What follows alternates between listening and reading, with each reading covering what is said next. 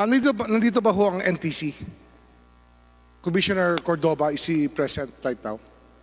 Nandiyan ba ho siya? Comsec, kasama po ba natin si Commissioner Cordova ng NTC? Nandyan siya, Kong Jonathan. Can I ask for the presence of Gamaliel Cordova, Chairman, Commissioner of the NTC? Ayun pala, is there? Magandang hapon po, Mr. Commissioner. Magandang hapon po, Mr. Chair, honorable members of the two committees. Narinig niyo po ba ako ng malinaw? Very clear, sir. I asked for the NTC because I will first ask the NTC, Mr. Chairman, yung background ng AMCARA in accordance with the regulatory function of NTC. Then we will make AMCARA answer some questions which will be coincidental to the question and answer with NTC. Is that okay, Mr. Chairman? Sige po, pinapayagan po.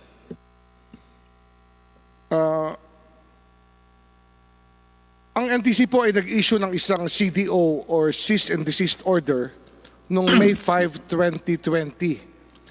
Nag-comply ba ho ang ABS-CBN dito? Sila ba'y sumunod sa cease and desist order ng NTC?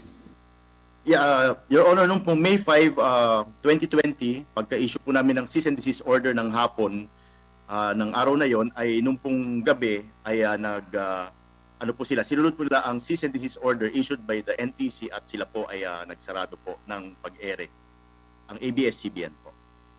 Ang sinasabi niyo ho, yung analog operation po ng ABS-CBN ay tumigil in accordance with the CDO. Yun pong analog at saka po yung mga digital dito po sa Manila at saka po sa ibang lugar. Sandali po, no? May 5, ang tumigil lang, yung sa Quezon City, yung digital, yung sa set-top box, yung tinatawag na TV Plus Okay. ng mamamayang Pilipino, ito po'y umandar hanggang nung isang araw. Yes. Ano ho Yes, ang inyong paliwanag Yes, sir. dito kung bakit hindi po ba't tumuloy ho ang operasyon ng TV Plus? Opo, nag-issue po kami ng instruction sa aming mga regional offices para po ma-monitor at mag-report ng compliance. Yun pong National Capital Region na regional office namin reported po na meron pong mga programs pa na nakikita dun sa TV Plus ng ABS-CBN po. In other words, Mr. Commissioner, ang ABS-CBN ay nagpatuloy ng broadcast except for the analog, tinuloy po nila yung TV Plus from May 5 mula ng CDO hanggang July 1. Tama ba ho yan, Mr. Commissioner? Opo, hanggang po nag-issue kami nung cease and desist order. Actually, Your Honor, noon po kasing nag-witness, nagsalita po si President Carlo Katigbak of ABS-CBN, ay binanggit po niya na meron block time agreement ang ABS-CBN sa AMCARA Broadcasting. Yun po kasi ang ginagamit nila sa Channel 43 for Metro Manila. Yun po ang kanyang sinabi kung bakit umay-ere pa po sila. Nung June 29, ang sinabi nila, meron silang block time agreement nga. Kinonfirm po ito ng ABS-CBN dito sa committee at binigyan ho kami ng kopya ng block time. Ito ba ho ay pinaalam po sa NTC? Trabaho nyo ba ho na tingnan ang block time agreements?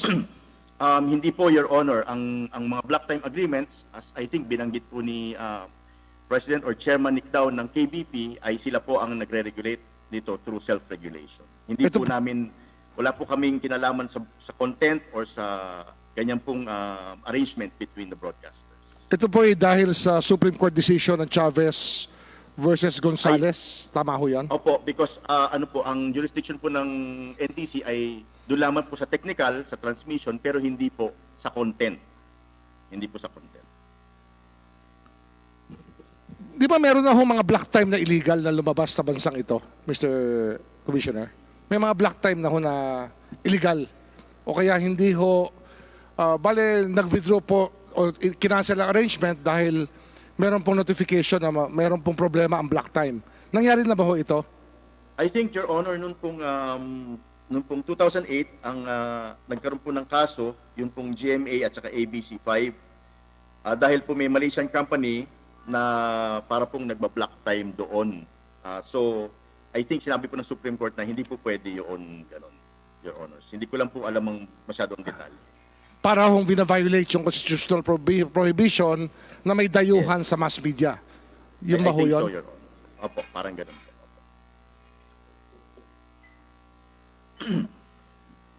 Para pagiging black timer pala ang isang, para ho magbenta ng black time ang isang kumpanya, ano ho dapat ang requirement dito?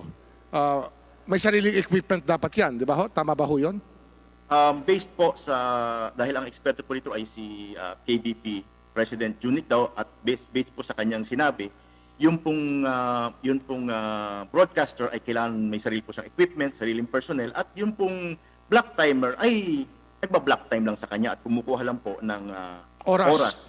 Yes. Opo. Pero yung pong equipment at personnel, base po sa sinabi ni President Nick daw, ay doon po sa may-ari ng network. Meron ba ho kayong record ng mga gamit ng, meron ba hong report sa inyo about the equipment of Amcara Broadcasting? Kasi sila ho, black time, meron ba ho kayong record ng equipment nila? Actually po, Your Honors, nung sinabi po kasing nagba-black time sila, ay medyo napaisip po kami dahil ang alam po namin ay ang mga gamit po ng Amcara ay wala po silang gamit, wala po silang permit sa amin or gamit for digital television. Ang meron po silang mga permit sa amin ay yung po mga luma pa po, Your Honors. Analog pa ho yung kanilang equipment na nakalista sa talaan ng National Telecommunications Commission. Yes, Your Honors. Meron po akong mga kopya dito. I can submit it to the committee. Ang dates po nito is 1998, 1997, so medyo matagal na po siya. Commissioner analog po Cordova, ito. Pwede po Latest bang- purchases nila, latest equipment po nila, 1998 pa ho? 1997? Opo, ito po, I'll give you an example. Yun pong kanilang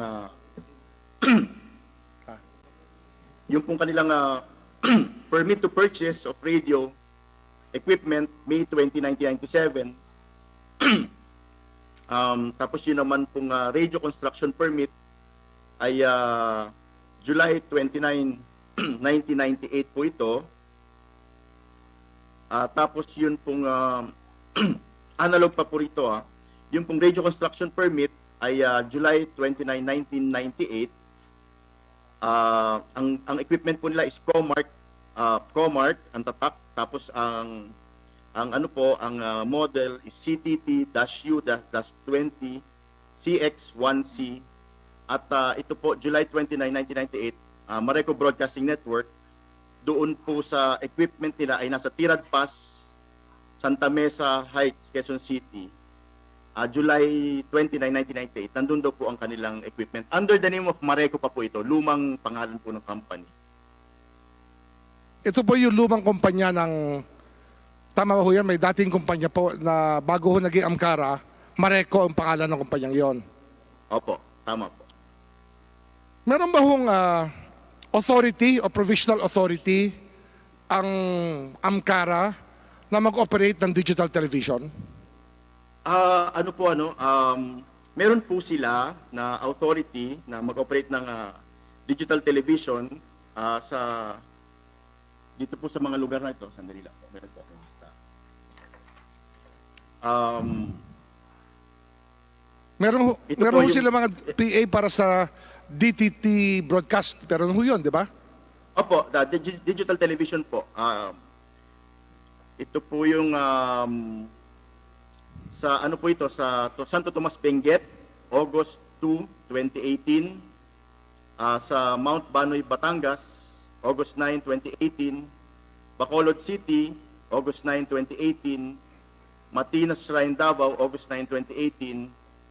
Tapos meron po sila sa Metro Manila, ito po yun, i-explain ko po mamaya. July 12, 2019, meron po sila sa Metro Manila, Cavite, Laguna, Rizal, Bulacan. So, noon pong binanggit po ito sa committee, nagtataka po kami kung paano makaka-ere po ang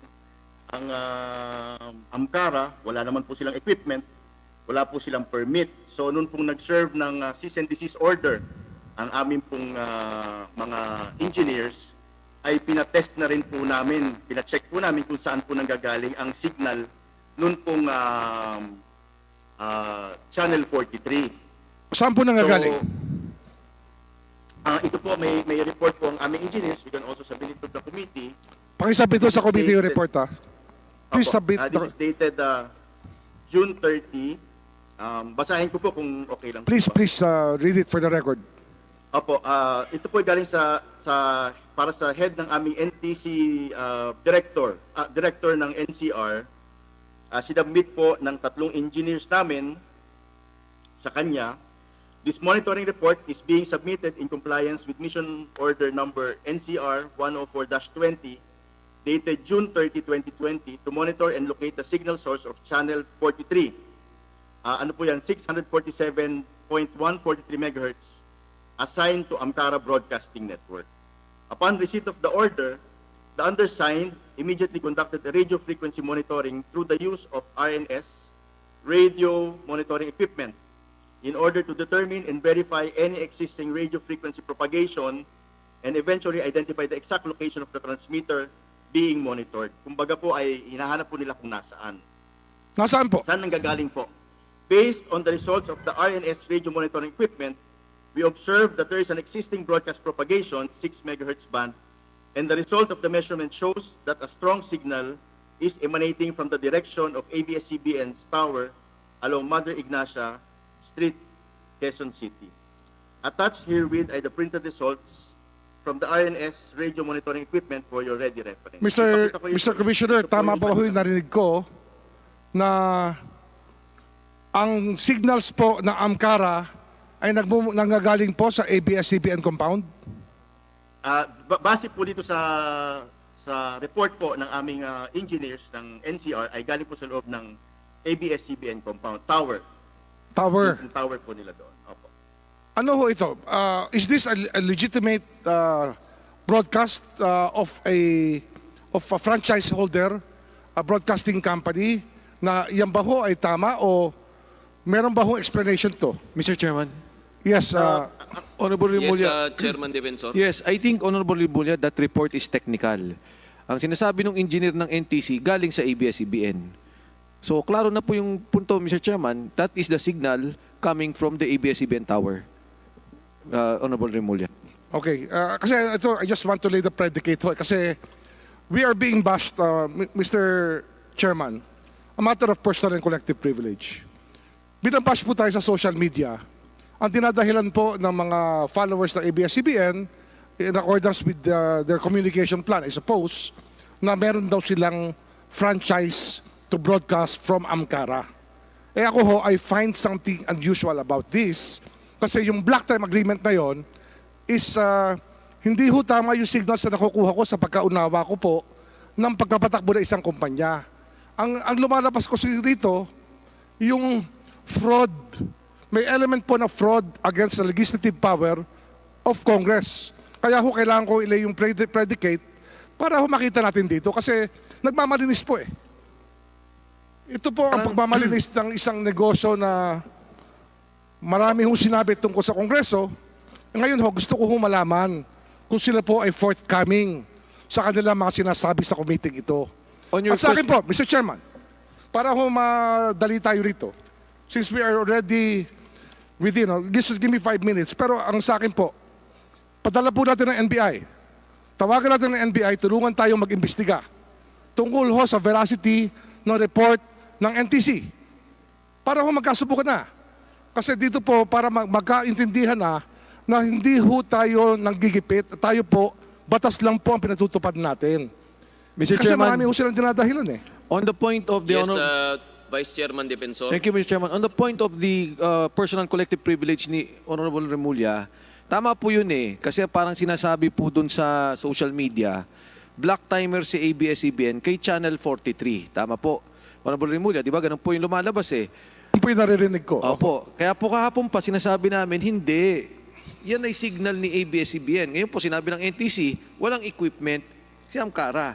At nung chinek nung kanilang technical staff ng engineer, ang signal nanggagaling sa ABS-CBN tower sa compound.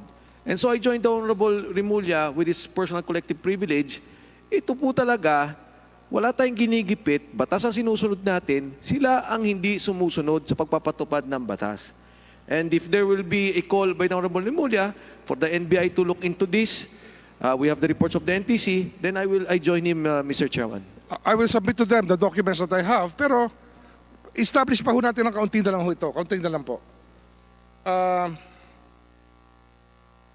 Meron ba ho mga permit ang AMCARA to install digital equipment na nakuha sa NTC, Mr. Commissioner? Opo, bago po kasi magtayo ng, binigyan po namin sila ng provisional authority. Pagkatapos po noon ay hihingi po sila ng mga permits sa amin para po makapagtayo ng digital, makapag-ere ng digital para po sa mga equipment nila na bago dahil po yung analog ay luma na po yun. So humihingi po sila ng permit sa amin. Yan po yung mga permits to possess, permit to purchase, permit to construct, permit to operate, permit to sell. Meron na ho silang permit na hawak para ho sa digital equipment? Your Honor, dun po sa mga lugar na chinek ko po kanina, na binanggit ko po kanina, wala pong permit sa Metro Manila, pati po sa ibang lugar ay wala rin pong permits. But Your Honors, the best evidence would be a certification from our regional directors. And humingi na po ko sa kanila, we can also submit it to the committee. Wala pong permit sa any areas po na may digital TV. Mr. Chairman, Mr. Commissioner, tama ba ho ko sa pag-iisip na kailangan po ng permits sa NTC sapagkat may national security implications ang broadcasting equipment? Tama ba ho ito? Well, kasama po yun, Your Honors, at saka isa pa po, kasi po kapag wala kang permit at gumamit ka lang ng kahit na anong transmitter, maaari pong yung transmitter mo ay makaapekto sa iba po nagtatransmit. Kaya po dapat very exact po yan, lalo na po ngayon sa digital.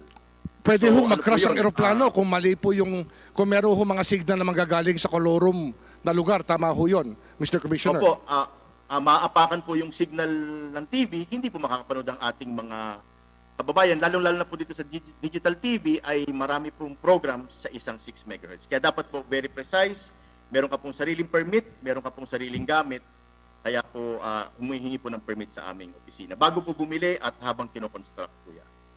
Mr. Chairman, mahaba pa ho itong sanang tatanungin ko kasi pati yung financial statements nila, pinag-aralan ko po, meron po isang problema na lang na lumalabas eh. Sa FS po nila kasi, 2018, charges to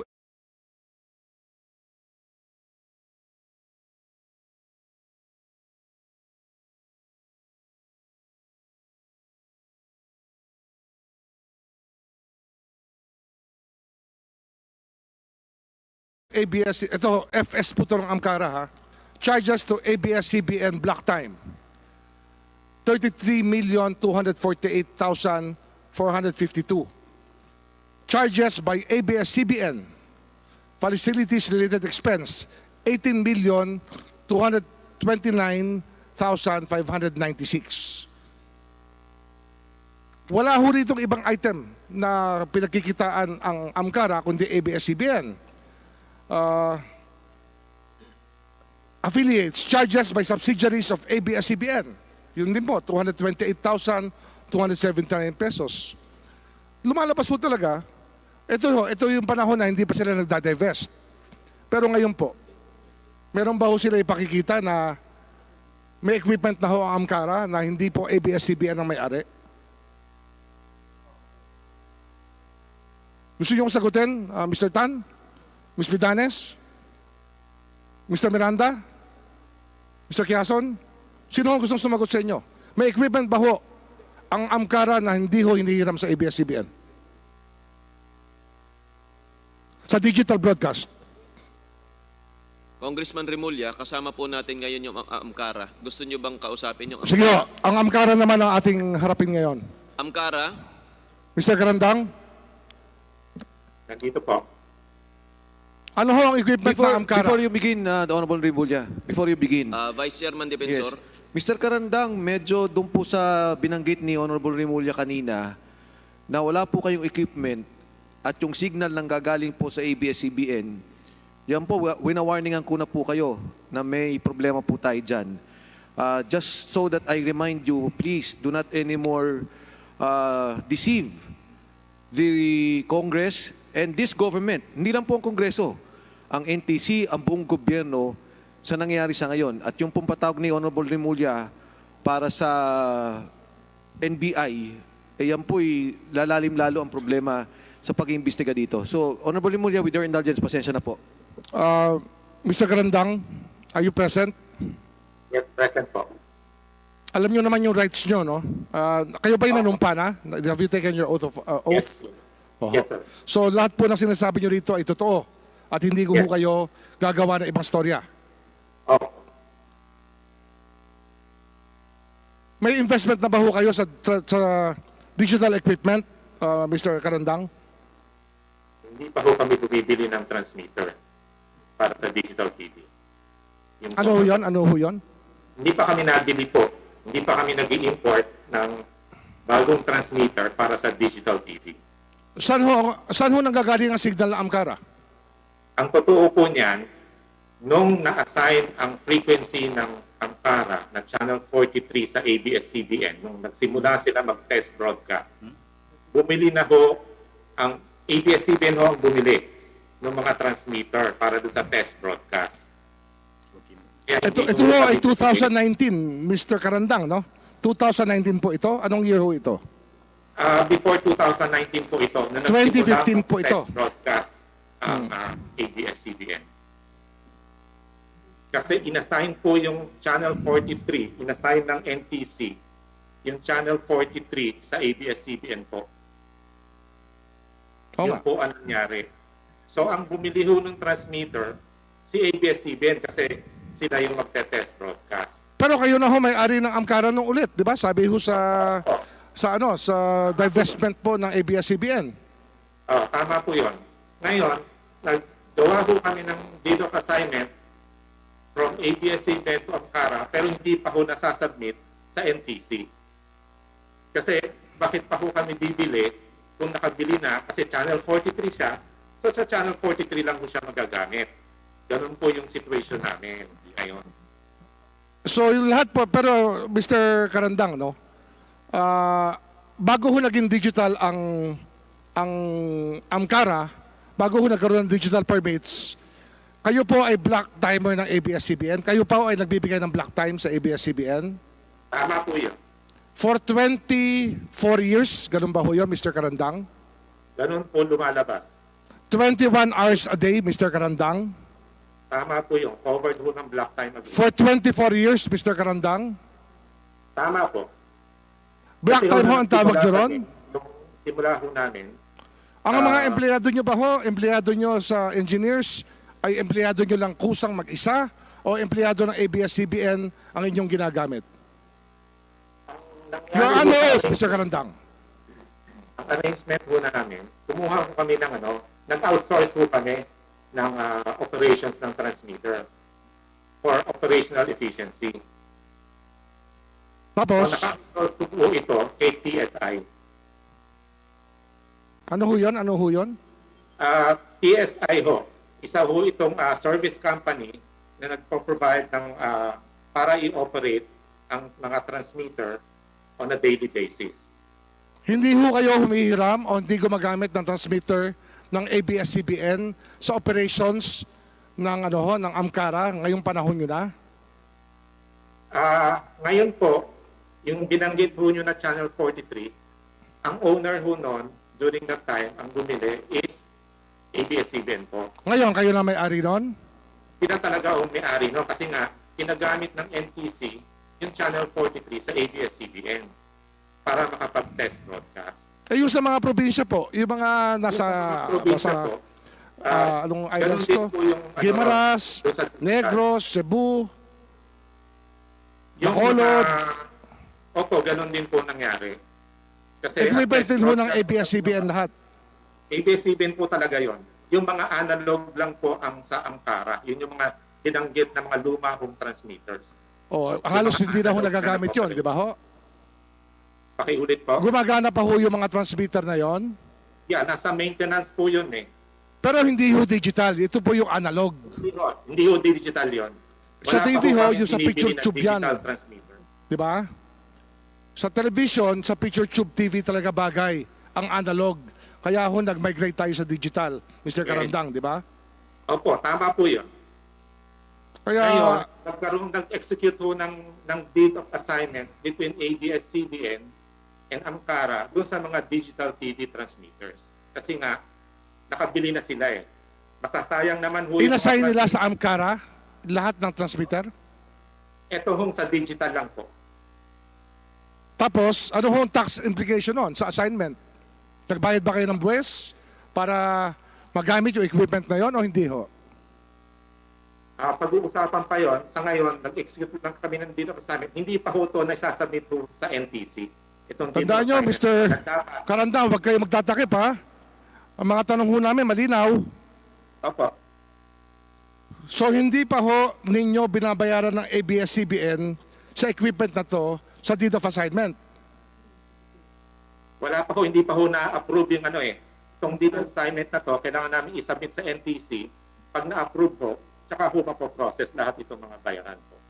Oho, so lumalabas, for the past 18 months, Mr. Karandang, wala kayong binibiling equipment at wala kayong tinatrabahong equipment para ho mag-transmit ang Amcara all over the country.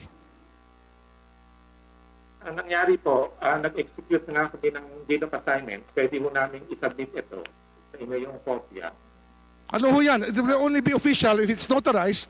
Tsaka nakabayad na ho ng tax yan. Honorable Julia, okay, if I Authorized may... by- Vice Chairman Defensor. Ay, Mr. Chairman, salamat po. Mr. Karandang, pati ho yung tower, i-deed of assignment sa inyo? Hindi po. Ano ho yun? Ang tawag ho doon, co-location. So may mga rental cost ho doon. Ipaparenta po sa inyo? Opo. Eh, di Sharing ganun din po ho yun. nangyari. Cost effective ho yung operation. Ilalagay po sa inyo yung tower, ilalagay sa inyo yung equipment, para kunyari po, kayo na talaga yung nagpapatakbo nung digital channel. Tama po ba?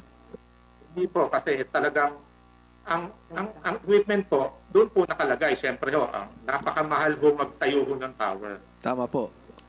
Mr. Kasi po Karandang, dati po, nung hindi pa naisara, ikinarga kayo doon sa TV Plus. Tama po ba? Yes. Okay. Tama po yun. Opo. Ang TV Plus ho, receiver ho yun eh. Parang Opo. TV set yun na kinakabit sa TV. So pag Opo. nag-broadcast ka ng digital, kahit anong frequency ho ng digital, marireceive po doon sa TV Plus na box. Tama po. Mr. Chair, pwedeng So, mag-interject ngayon na- po, isa, na- sige. ilang tanong lang. Ngayon po na naipit na, ibabalik na, ngayon na nasara na, sa inyo na po ibibigay muna.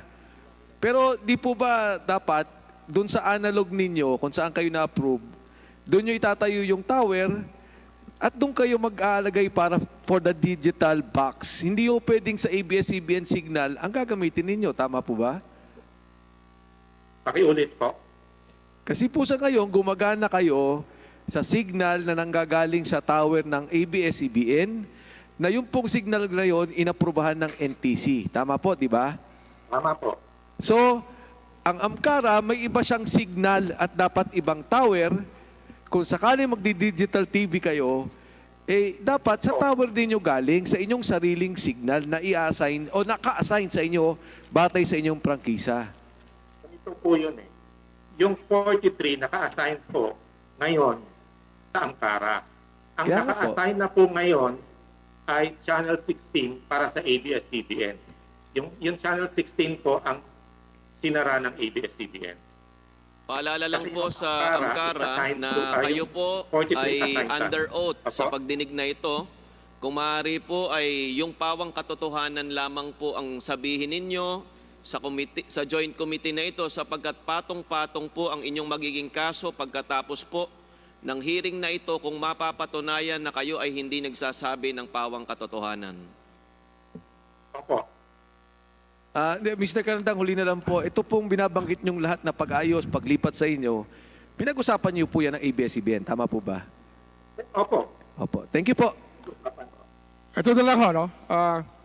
Ang deed of assignment po, magkano ho consideration, Mr. Karandang? Magkano binayad nyo para i-assign sa inyo ng ABS-CBN ang lahat?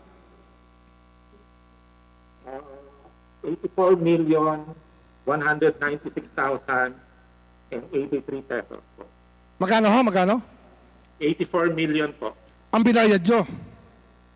Ang ibabayad po once ma-approve ito. Hindi pa ho executed ang contract, wala pang consideration.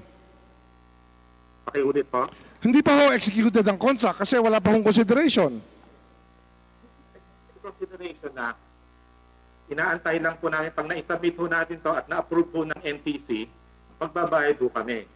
O, Pero sige ho, kung yan ang hindi po palusot na-approve, nyo, ha. Isang tanong pa ho. Opo. Dilipat po yung shares na 49% ng ABS-CBN sa inyo. Tama ho, Mr. Karandang? Tama po. Ang 51%, sino ho may-ari? Original po ang Karandang family po. Ngayon, Ngayon, naka-estate po sa akin yung shares po ng father ko. Kasi namatay na po yung father ko. naka-estate po sa iyo. Ah, Ang tanong po rito, magkano ang binayad nyo para makuha nyo yung 49%? ang alam ko ho, 40 million. Hahanapin po namin ng paper trail ng perang yan. Ha? Opo. O sige ha, 40 million. Binayaran nyo ng cash, cheque, paano nyo binayaran? Dividends po. Ha? Dividends. Dividends? Paano ho binayaran ng Amcara ang ABS-CBN? Magkano ho binayad nyo? 40 million? Cash po ito? Paano yung paano yung binayad? Cash po o cheque? O money transfer? Ano ho ginamit nyo? Tsaka ano ho ang date ng transfer?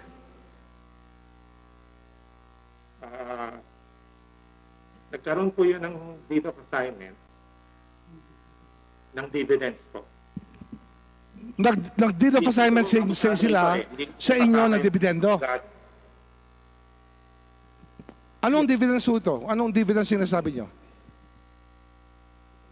Your Honor. Meron ho kayong shares of stock, tapos ina-assign nyo po yung dividends nyo sa ABS-CBN. Paano ho ito? Your Honor. Opo, ganun po. Pero hindi ko po kabisado ito eh. Hindi ko kasama yung abogado namin eh, para paliwanag po ito. Sino hong abogado ang gumagawa niyan? Your Honor, can I request Attorney Maxim po? Sino hong abogado ang gumagawa niyan? Hindi ko po kilala eh. Baka Hindi nyo kilala yung abogado. nung Pero 40 million, binabayad nyo ng cash, hindi nyo kilala yung abogado. Nagbayad ba ho kayo ng cash? Ano ho? Assignment ba? Nag-assign kayo ng 40 million pesos? hindi po cash. Hindi po cash. Ano nga? Paano nga naging 40 million? Ayun ho yung pinagyabang sa amin ng ABS-CBN noong isang araw eh. Binayaran nyo raw sila ng 40 million eh. Yeah. Based on dividends po yun. Ano nga dividend yun? Ipaliwanag nyo sa amin. Dividendo, di ibig sabihin ho, may kita po kayo na pera na binabayad nyo po sa ABS-CBN para magkaroon kayo ng shares of stock. Di ba ho? Para maibalik sa inyo yung 49% na Amcara. Tama ho to? Tama po. Ano yung dividendo yun? Anong kumpanya? Tama po. It's a dividend declaration by Amcara. Dividend declaration by Amcara. Ilang beses na ho nagde-declare ng dividendo ang Amcara for the past 25 years? Hindi ko alam eh. Hindi nyo rin alam. Pero meron kayong 40 million na pwede i-declare na dividendo, hindi nyo rin alam saan nanggaling yung 40 million. Noong time na yon, hindi pa ako ganun ka-involved. Ito lang 2019 po ako na-involved dito sa mga transaction ng... Kailan ho ito? Kailan to, Mr. Karandang? Kailan? Originally po kasi talaga, ang father ko po ang nag-aasikaso hulat nito. Tapos, Vice kailan Chairman ho kayo Rimulya. nag-take over dito? Vice Chairman Rimulya, Mr. Chairman. muli po pinapalalahanan natin ang Amcara na kayo po ay humarap sa pagdinig na ito upang ilahad po ang inyong nalalaman, ang inyong tunay na nalalaman. Huwag niyo po ibaon sa problema yung sarili ninyo kung kayo'y magsisinungaling lang sa harapan ng joint committee pong ito. Yan po ay isang paalala upang hindi rin sumakit yung inyong ulo, Amcara. Opo. Mr. Chairman, I think that the witness is being coached. But anyway, we have already elicited facts necessary to show na ito pong Amkara, isang moro-moro po. Ayun ang nakikita ko. That's the conclusion I'm drawing from it.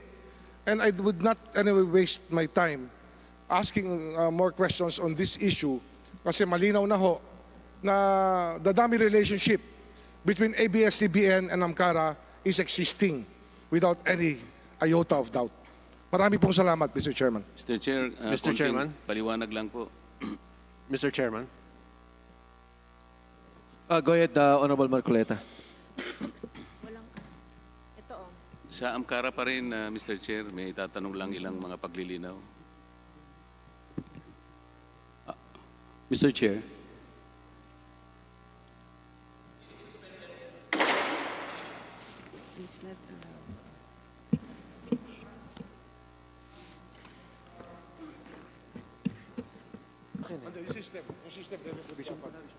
Kailangan i-reboot yung system.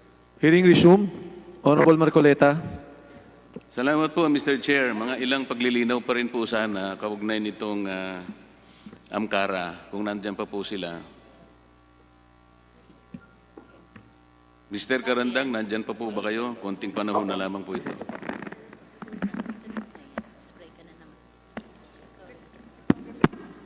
Nandito pa po. Nung pong ang ABS-CBN hindi pa po nag-divest ng kanyang shares sa Amkara noong January 2019, nireport ninyo sa inyong financial statement na affiliate ninyo ang ABS-CBN, hindi po ba? Nung hindi pa sila nag-divest.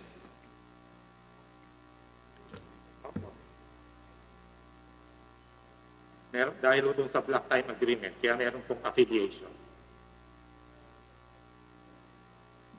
Ano po yung sagot nyo, Mr. Karandang?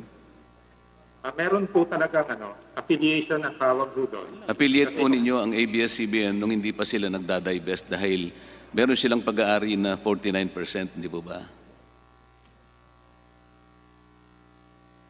Kasi ano pa yun, Yun nga po. magkasama pa ang ABS. During that time, di ba Hindi mo- merong 49% ng ABS. Pinakukonfirm ko lang po sa inyo na talagang affiliate ninyo noon kasi sa batas po kasi pagka ang isang kumpanya ay nagme-may-ari ng 20% o mahigit, affiliate ninyo sila talaga, hindi po ba? Tama po. Okay.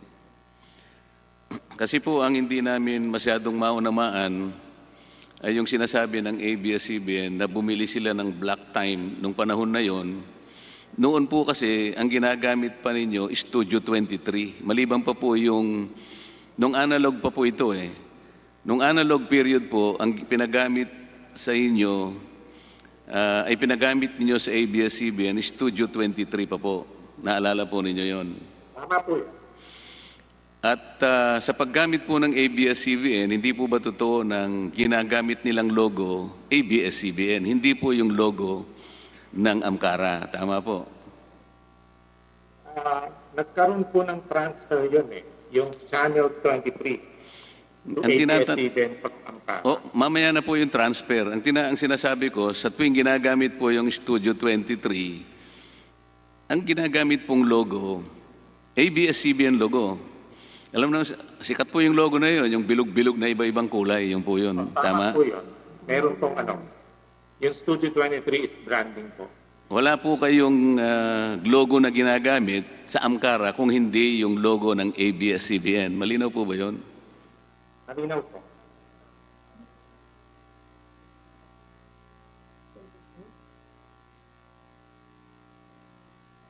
Ang gumagamit po ng logo sa Studio 23, ABS-CBN, pati po yung equipment at saka pasilidad, ABS-CBN.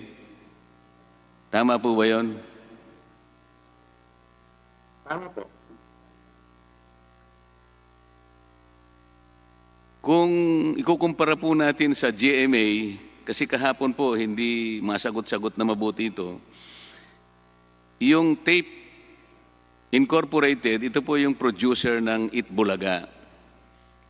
Ang Itbulaga po ay yung Tape INC, wala po siyang prangkisa. Ang merong prangkisa, ABS-CBN. Pero kayo po, pareho kayong merong prangkisa ng ABS-CBN. Ang Itbulaga po, o yung Tape Incorporated, hindi po siya gumagamit ng sarili niyang logo. Ang ginagamit niya, yung logo ng GMA7. Hindi po ba ganon, Mr. Karandang? Tama po yun. Tama po. Kaya po namin kasi inuulit-ulit ito dahil po sa pagtanggi ng ABS-CBN na yung ganito pong setup nung ginagamit pa po yung Studio 23, black time po kasi ang sinasabi niya. Kahit po natin bali-baligta rin ang mga pangyayari, hindi po black time yun, Mr. Amcara. Mr. Karandang. Ito po ay tinatawag na use of rock. Paggamit ng isang pagmemera, ini-enjoy po niya yung gamit ng isang tao para sa kanyang kapakanan. Yun po yung use of rock. Bawal po kasi yun, kung re-reviewin po ninyo yung prangkisa ng Amcara, bawal po yung use of rock. Kung babasahin po nyo uli, re-reviewin po ninyo.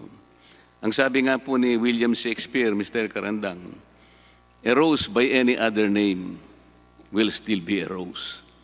Sabihin man ng ABS-CBN na ito ay black time, hindi po ganun ang mangyayari. Ang turing po namin yon ay use of rock. Ngayon po, nung ma-divest naman po yung 49%, January 2019, tinatanong po kanina ni Congressman Boying, ito po kasi yung napakasalimuot sa amin, hindi namin malaman kung anong naging kasunduan ninyo sa pagkabayaran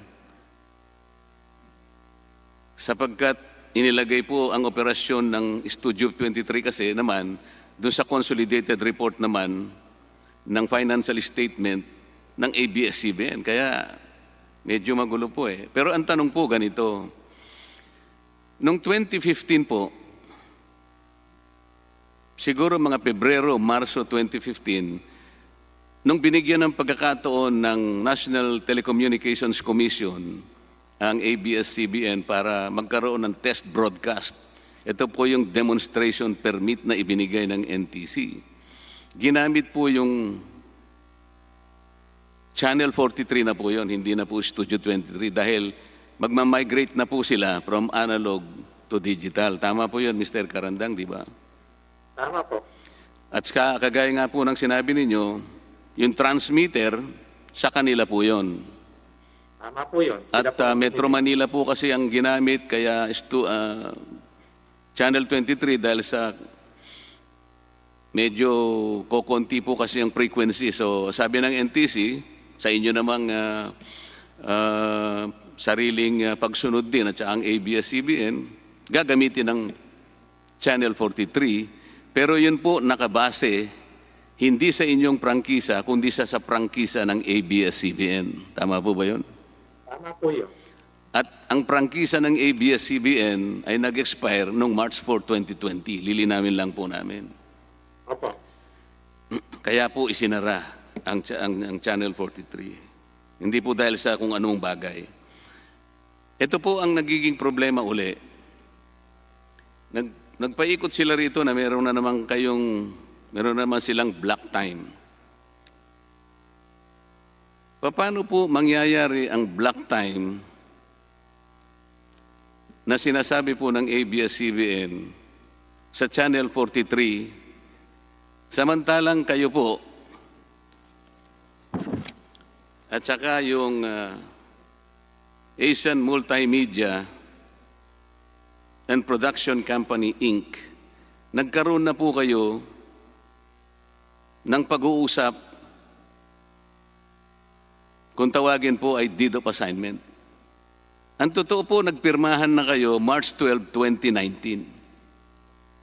Tama po ba yun? Ang sasagot po si Tony Ginoso. Tama po ba yun na nagkaroon na kayo ng Good afternoon, pirmahan? Your Honors. With regard to Asian Multimedia and Production Incorporated, Yes, we entered into a deed of assignment. O, yun lamang po. Kasi tatanungin ko po kayo uli. 43 and UHF 23 and Sandali po. Ganito we po. wanted to raise funds and in fact, nag-file po kami ng petition, joint petition sa NTC, but this has not been approved, so yung consummation hindi pa nangyayari. But we have to have it approved by the NTC, and that's why we went through that process, because we needed to raise funds precisely because we want to augment yung capabilities namin, especially in the regional stations. Ano po ang pangalan ninyo? Tony Veloso po, Attorney Tony Veloso po. Attorney Biloso, ang tinanong ko lang po kung totoong nagkaroon kayo ng deed of assignment on March 12, 2019. Yun lang po yung tinatanong ko eh. Oo, Yes, po. hindi lang po ang sagot dun eh.